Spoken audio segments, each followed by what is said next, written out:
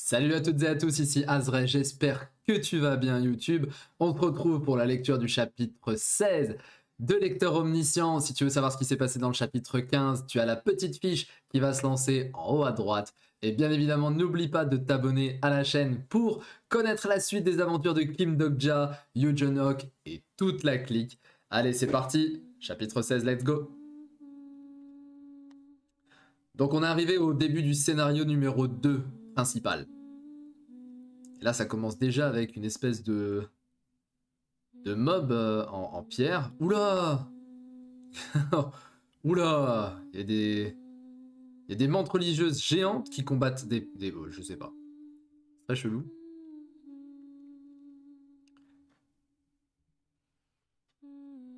Ok, donc là c'est Dok-ja. Ah, il s'est changé. Il s'est changé. Le terrain de cette zone est profondément contaminé. Retenez votre souffle et rendez-vous sous terre au plus vite. Ça devrait suffire. Suffire, pas suffire.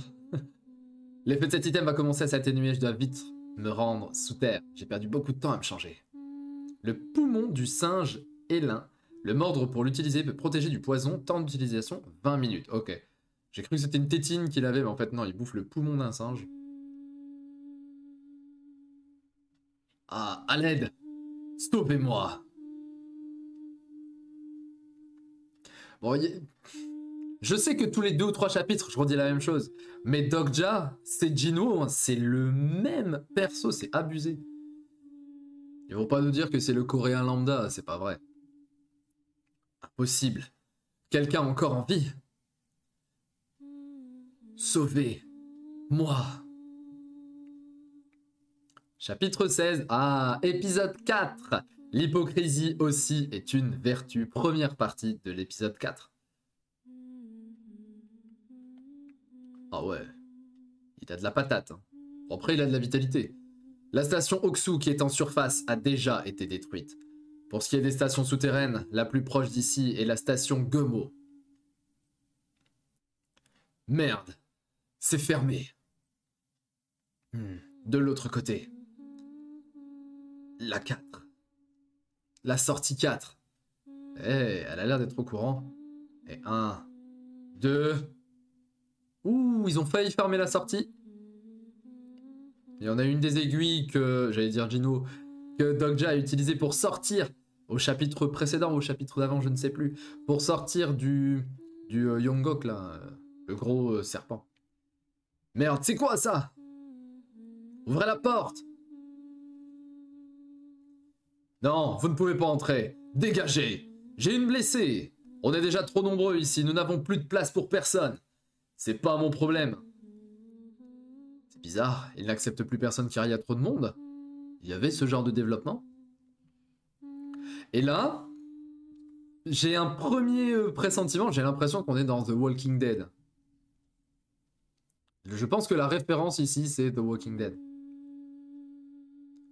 Fuyez! Ah oui, il a soulevé comme ça. Il a soulevé dans le plus grand des calmes. Vous êtes entré dans une zone sécurisée. C'est bon, il va pouvoir relâcher son poumon. Mordez ça. Ça ne vous soignera pas totalement, mais ça neutralisera une partie du poison. Il y avait ce genre de figurant dans le guide du survivant. Elle aurait probablement dû mourir là-bas. Et si je vérifiais catalogue des personnages? Ici! C'est ce type! Oh! Hé! Hey, t'es qui, toi? Mais ils ont des battes de baseball, je viens de voir.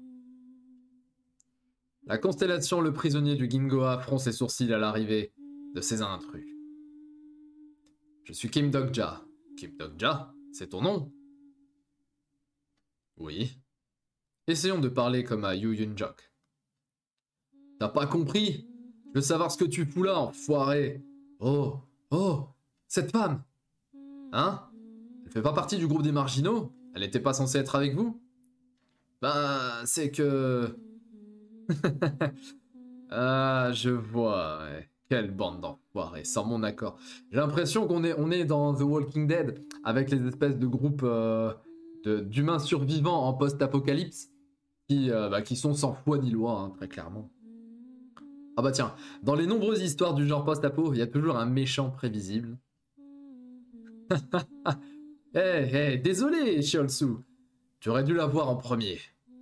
Comment ça? Shiolsu? Il y avait un personnage avec ce nom? Je m'en souviens pas. Contrairement à ce qu'il laisse croire, il ne doit pas être important. Commettre des crimes inconsidérés parce que le monde s'est effondré, c'est un peu dépassé. Bah ouais, c'est saut 2012. Livre-nous cette femme et... Hein? C'est ça? Et c'est quoi? Yongnim, on dirait de la nourriture. Laisse-nous ça aussi. Dégage de là si tu veux que je t'épargne. On rappellera qu'il a quand même fumé Kim Namoon au chapitre 4 ou 5, donc bon, un vieux pecno comme ça. Ah, pas forcément dépassé pour tout le monde. Cela ne présage rien de bon. La constellation prisonnier du Gingoa est énervée par l'apparition de ces gamins. La constellation le juge du feu semblable à un démon s'indigne face à l'injustice qui se déroule sous ses yeux. À la requête des constellations, un scénario secondaire est apparu. Enfin, pas pour moi. Bon, je pense qu'on va réussir à le lire après, ce scénario secondaire. Pauvre petite chose. Oh, tu veux pas partir? Plutôt pour ces types. Ok, alors on va peut-être remonter pour essayer de voir.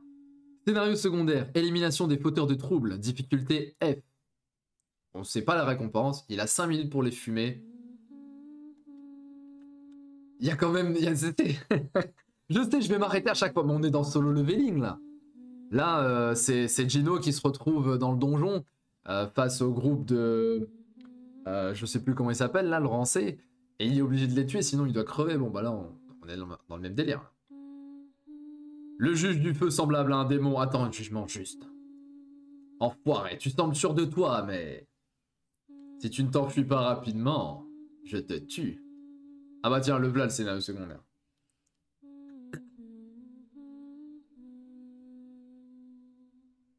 Oh la patate de forain. Ah oui, il lui en a mis une. Cholsu! Cet enfoiré! Mais t'es qui au juste? D'où tu tiens une telle force? C'est peut-être sa constellation sponsor? Le combat est complètement inégal. Nous avons de trop grandes différences de niveau, que ce soit en force, agilité ou vitalité.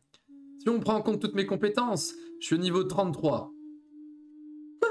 Comment ça au niveau 33? On est au scénario 2. Quant à eux, leur niveau n'est malheureusement composé que d'un seul chiffre. Chef, merde, il m'a juste vidé ma jambe et je peux plus bouger.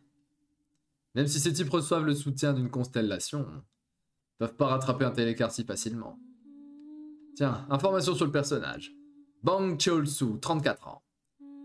Constellation sponsor, le monarque des vauriens.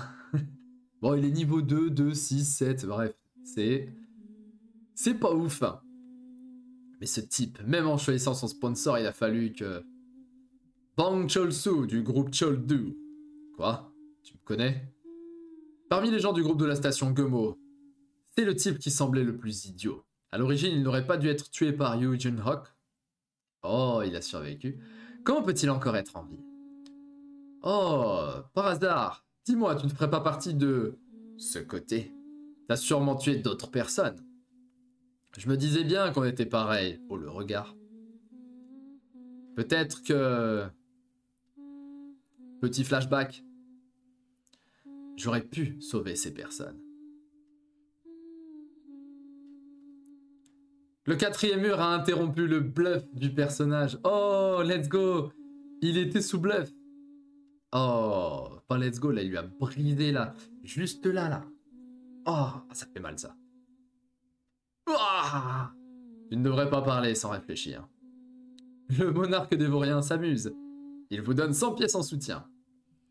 Malheureusement, ce monarque des vauriens est connu pour ne pas accorder d'importance à ses incarnations. Comptez m'arrêter avec un simple coup de poing, mais maintenant, il vous reste 2 minutes avant la fin du scénario. Cette constellation est un sadique. Il choisit des idiots pour s'amuser et apprécie de les voir se faire massacrer par d'autres incarnations. Arrête, je t'en supplie, lâche notre chef! Les humains sont faibles. Bon, elle, par contre, elle doit cacher quelque chose. Je pense, honnêtement, elle doit cacher quelque chose. Comment de tels êtres peuvent-ils aussi faire des choses aussi cruelles avec pour seule excuse le fait que le monde soit effondré? Ouais, bon, là, Ça parlait de plusieurs mecs, une seule femme. Vous avez compris. Mauvais délire. Pourquoi faire ça? Par instinct? Lui, il comprend pas. Ah, tue-moi, espèce de connard. Saloperie de monde. C'est donc ça. Ce type ne fait pas ça par instinct. Il a le regard d'un homme désespéré depuis bien longtemps. Depuis bien avant que le monde ne s'effondre. Monde de merde. Tout comme moi. On est pareil, c'est peut-être vrai. Il lui a écrasé le crâne. Dans tous les cas, le monde est détruit. Ah oui, bon bah, vous avez rempli les conditions du scénario secondaire. Vous obtenez 300 pièces, et le vaurien vous donne 100 pièces de plus. Ok, non, il l'a pas tué. Il lui a mis juste une grosse patate, un gros coup de pied. Bah comment? Quelle cruauté! Je dois vivre une nouvelle vie. Menez-moi au groupe. Stylé, on est sur la fin du chapitre, je pense. Let's go. Let's go. Bon, petit chapitre, je sais plus. On est dans le chapitre 16. Ok. Petit chapitre 16, plutôt sympa. On est dans un chapitre un petit peu The Walking Dead. Ils arrivent dans la station. La station, tout autour, c'est la mort, c'est la pestilence. Donc il a réussi à survivre avec son petit cœur de singe, là. Parce qu'il est un petit peu cheaté. On apprend qu'il est level 33. Le frérot, c'est abusé. Il est au scénario 2, il est déjà level 33. Et donc je comprends mieux maintenant les niveaux 55 pour les objets. Et il y avait un objet aussi niveau 555. Ça veut dire qu'on va atteindre des niveaux 1000, 10 000, je sais pas. Ça peut être cool de ne pas avoir de cap de niveau justement. Et donc là il tombe face à des malfrats. Bon les mecs c'est le V-Word. Hein, enfin le V-Word, je vais pas dire le terme pour éviter le strike YouTube. Mais bon, il y avait une seule femme qui était la pauvre, les gars, ils allaient faire du sale, malheureusement. Mais notre ami Dogja est là, et ça fait plaisir. Il a réussi à la sauver, la fille, que l'on voit là, juste sur ses épaules. Et en même temps, il a massacré le gang de malfrats. Il demande à aller au groupe principal. Pour avoir lu le comics The Walking Dead, et peut-être que vous avez vu la série The Walking Dead, j'ai l'impression qu'on entre dans un scénario un peu The Walking Dead. C'est-à-dire avec... des groupes de survivants post-apocalypse. Les groupes sont sans foi ni loi, pardon, c'est une bande de chiens. C'est la loi du plus fort. Il y a des mecs qui font des dingueries en essayant d'attraper des femmes seules, il y en a qui les tuent, il y en a qui font tout et n'importe quoi. Et t'as le Caïd, le Negan, vous voyez le délire. Et là peut-être qu'on va aller voir directement le Negan de Reader Viewpoint. N'hésitez pas à me donner votre propre commentaire et votre avis. Le chapitre, bon, il est... En vrai, il est pas ouf celui-là, il est plutôt tranquille. Je lui mettrais un petit 5 ou 6 sur 10. Pas plus, franchement, il était assez court. Et puis, il raconte pas grand-chose. C'est un début d'arc, c'est une partie 1 d'un nouvel épisode. Donc j'ai très hâte de voir ce qui va se passer quand il va voir le gang en entier, peut-être le chef du clan. J'espère que le chef sera à un niveau 15, 20, peut-être même 30. Ça pourrait être cool. On se retrouve dès demain 18 h pour la review du chapitre 17. C'était Azray, porte-toi bien. Ciao, ciao.